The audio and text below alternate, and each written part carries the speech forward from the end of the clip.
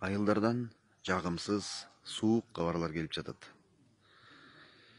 Айылдын абройлуу адамдары, мугалимдери, спортсмендери үймө үй кыдырып, паспорт чогултуп, добуштарга акча сунуштап жатыптыр.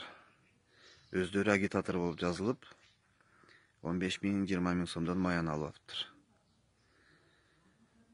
Биз кандай эл болдук? Биз эмнеге ушул абалга түштүк? Эмне үчүн ушундай кылып атабыз?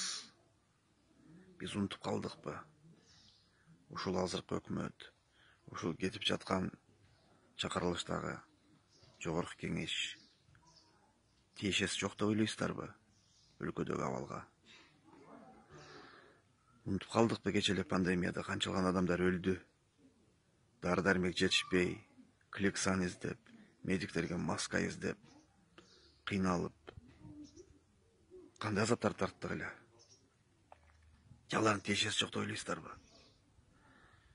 Жумушсуздуктан канчалаган адамдар Россияга кетип, ал жактан жүздөгөн жаштардын өлүктөрү келип жатат го. Же жалган айтып атаманбы? Канчалаган үй бүлөлөрдүн тагдырлары талкаланды ошол азаптардын айынан. Медиктердин айлыгы 5-6 000 сом, мугалимдердики 7-8 000 сом. Унутуп атасыздарбы ушуну? Добушту сатып алууга миллиондогон доллар акча короткондор өлкөгө бир жакшы өзгөрүүнү кылууну каалайт деп ойлойсуздарбы?